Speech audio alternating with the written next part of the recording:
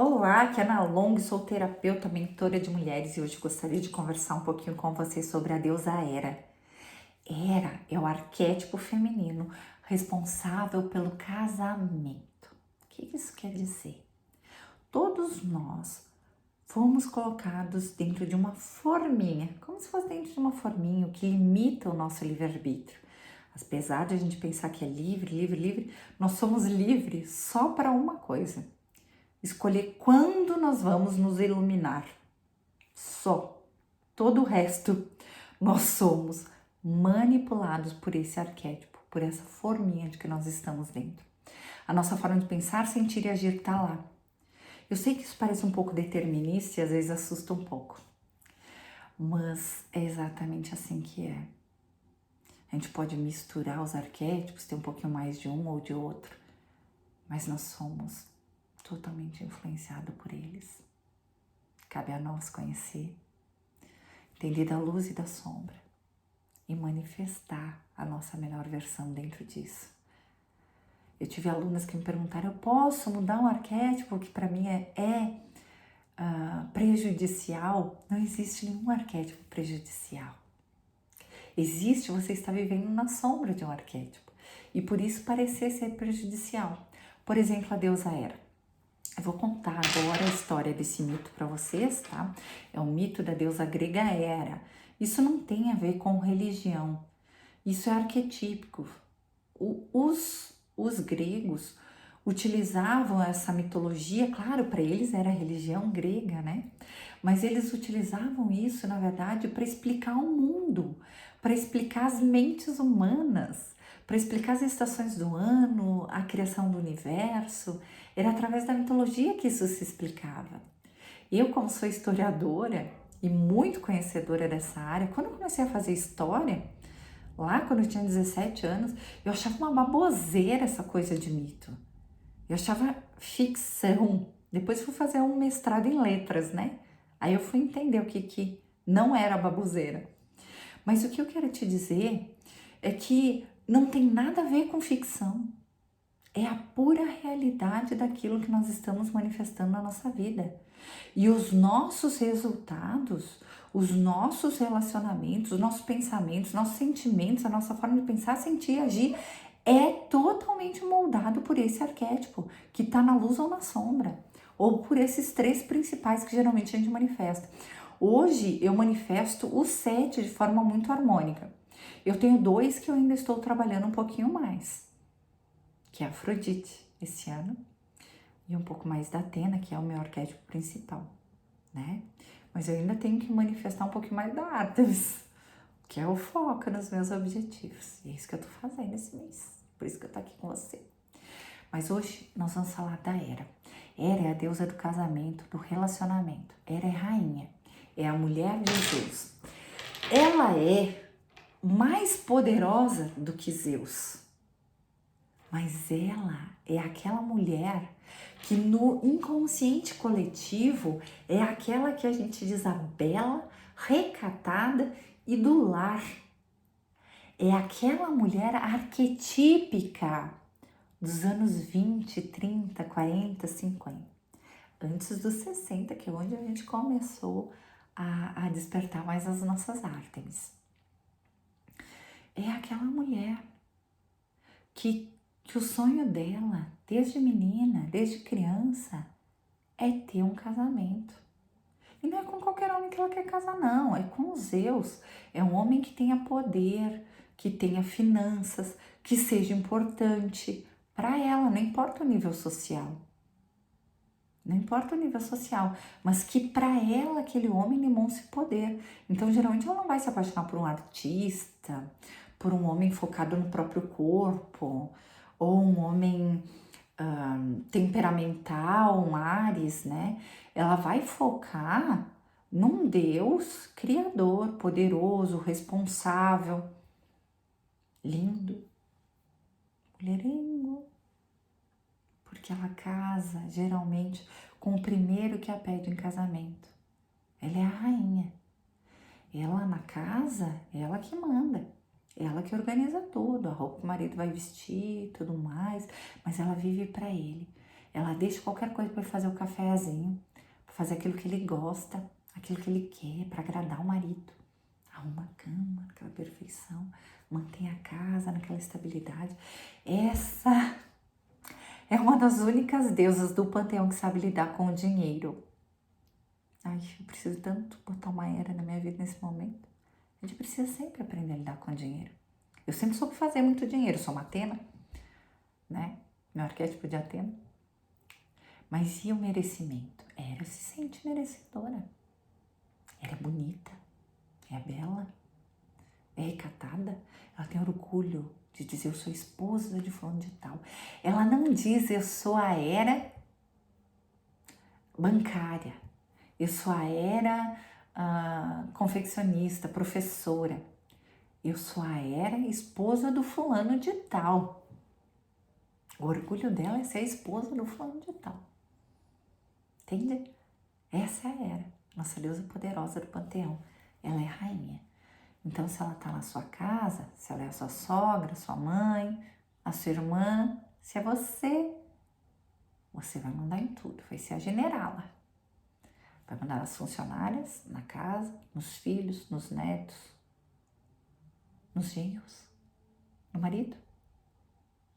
Ali, né, na casa. Mas geralmente como o Zeus é poderoso, o seu marido é um homem de poder, ela tá lá para servir ele, faz os jantares para os amigos, para os parentes, né, para as pessoas do trabalho dele. Se ela precisar deixar o trabalho para ajudar ele, ela faz isso, né, é importante para ele, né. Michelle Obama não é... A Michelle do Bolsonaro, se eu não me engano, ela é uma dessas. É uma era, né? É Michelle o nome dela? Não lembro agora. Ai, desculpa aí, gente. Não sou muito da política, mas eu percebi, assim, algumas coisas, né? Eu vejo alguma coisa, assim, raramente, porque eu não assisto muita televisão, mas às vezes a gente vê alguma coisa. E ela tá lá, né? Ai, ele bagunça quando ele faz café, não sei o quê, né? Tá lá. Atrás dele. Mas em casa quem manda sou eu. É aqui, ó. Funciona assim, assim, sabe? Homem poderoso. E geralmente essas mulheres de político, de homens influentes, grandes empresários, elas têm muito esse perfil era.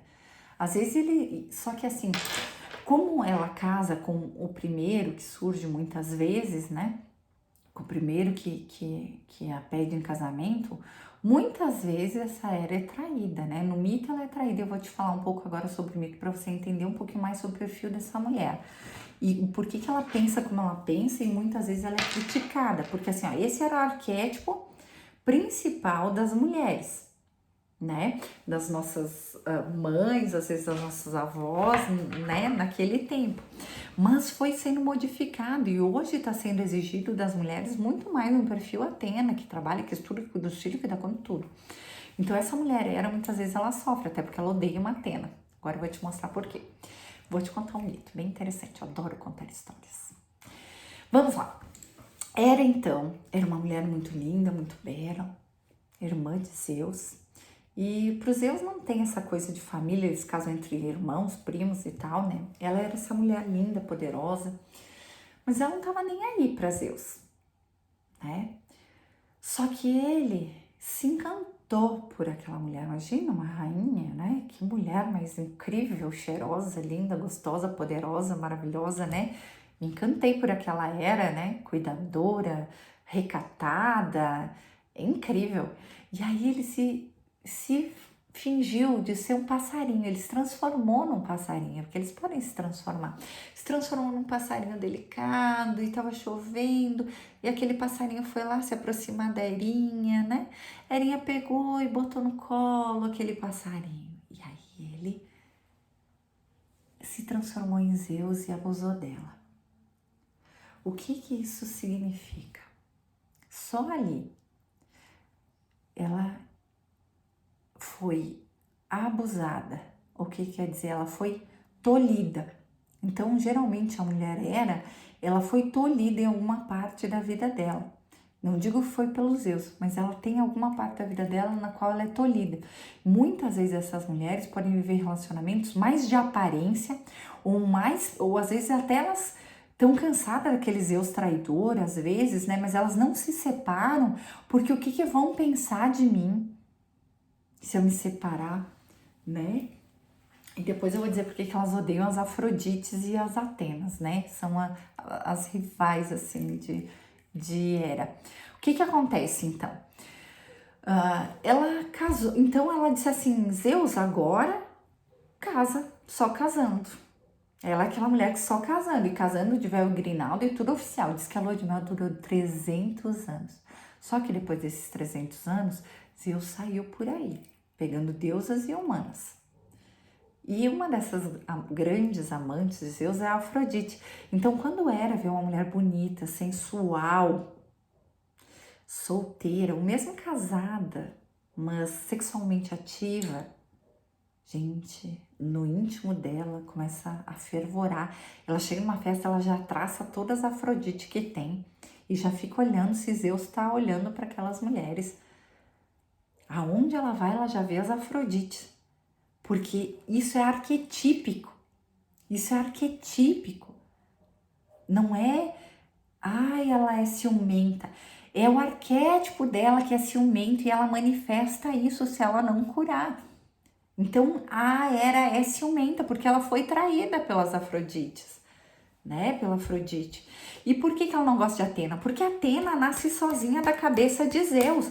E isso dá muita raiva na Hera. Porque não precisou dela. Claro que ela é filha da Metis, que foi engolida por Zeus, né?